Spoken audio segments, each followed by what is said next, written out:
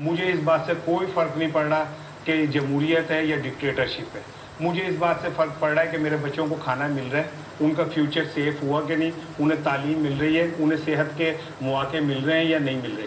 अगर ये नहीं मिल रहा तो मैं ऐसी जमहूरियत को चाटूंगा जिसके अंदर दोस्त मोहम्मद खोसा कल तक आपका साथ के साथ था, आज पीटीआई के साथ बैठ जाएगा, कल कोई और आधी पीपल्स पार्टी उठ के पीटीआई में चली गई, आधी। लेकिन डिक्टेटरशिप में इन सारी चीजों के साथ साथ आपकी जो एक राय होती है ना वो भी चली जाती है। नहीं, आपको गलत फहमी है।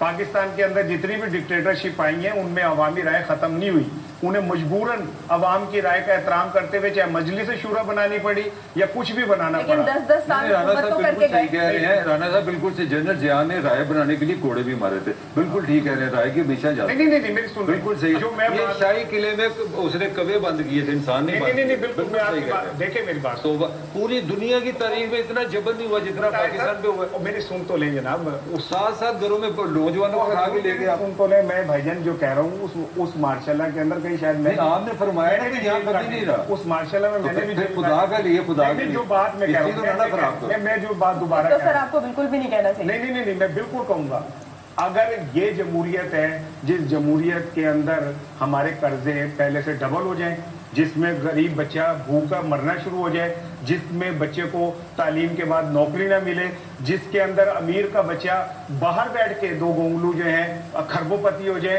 और मेरे बच्चे जो हैं उनको ईद के कपड़े ना मिले, ऐसी जमहूरियत जिसके अंदर अमीर से अमीर होता चला जाए, गरीब से गरीब होता चला जाए, चाटने में ऐसी जमहूरियत को मेरी बात कंप्लीट कर बजाते साथ वो आपके मसले नहीं करते थे। बजाते जमहूरियत मैडम कौन सी चुटकी बजाते थे के साथ चलती है तो आपको जो है सिविलाइज करती है, आपको सिखाती जाती है। जिस जमहूरियत का नाम ले रहे हैं उसके पर हमारे लोगों में जमहूरी आज तक ये नहीं बता सके कि खरबों रुपए जो इस मुल्क से लेके बाहर गए वो मनी ट्रेल कहां से आई। कौन सी जमहूरियत की बात कर रहे हैं जिसमें एक प्राइम मिनिस्टर जो है असेंबली में कहते हैं ये है जरा मेरी बात हमें फैसला करने दें, हम उसको खुद पारित कर देंगे। आप जमहूरियत को करने दें, आपको जो है वो हम खुद ही वोट के जरिए जो है वो बता देंगे कि इनको हमने रखना है या नहीं रखना। जिसमें वजीर आजम पार्लियामेंट में खिताब करता है और बाद में कहता है कि वो तो मेरी सियासी तकरीर थी। ये पार्लियामेंट है, ये जमहूरियत है, ये डेमोक्रेसी है। किस डेमोक्रेसी की बात कर रहे हैं जिसमें एक पार्टी का सरबरा लानन भेजता रहा उस पार्लियामेंट पे और फिर उसके अंदर जाके बैठ गया।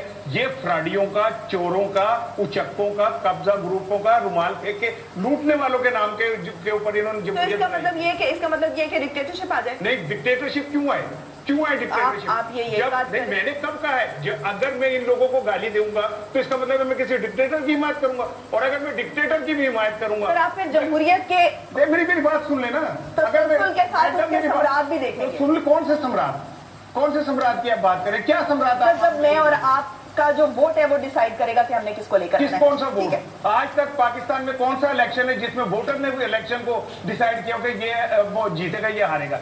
आप कौन सा कोई एक इलेक्शन बता दें पाकिस्तान का जिसके अंदर वोटर ने फैसला किया कि ये वजीर आजम बनेगा? आपका वजीर आजम जो है ना वो जाके पेंटागन से बन रहा होता है। आपका वजीर आजम जो है ना वो चिकाई से बन रहा होता है। आप किस वोट की बात कर रहे हैं? आपके एक मुझे जी आप अंदाजा करें कि इन जमहूरियत के चैंपियनों ने 120 का इलेक्शन हुआ, उसमें मैडम जीती कुलसूम नवाज, वो हलफ नहीं उठाने हैं, वो सीट वहां की वहां जाया हो गई। ये जमहूरियत है आपकी, इस जमहूरियत जिसको वोटर की वोट की इज्जत कहते हैं आप। ठीक है जी, भट्टी साहब क्या कमेंट करेंगे?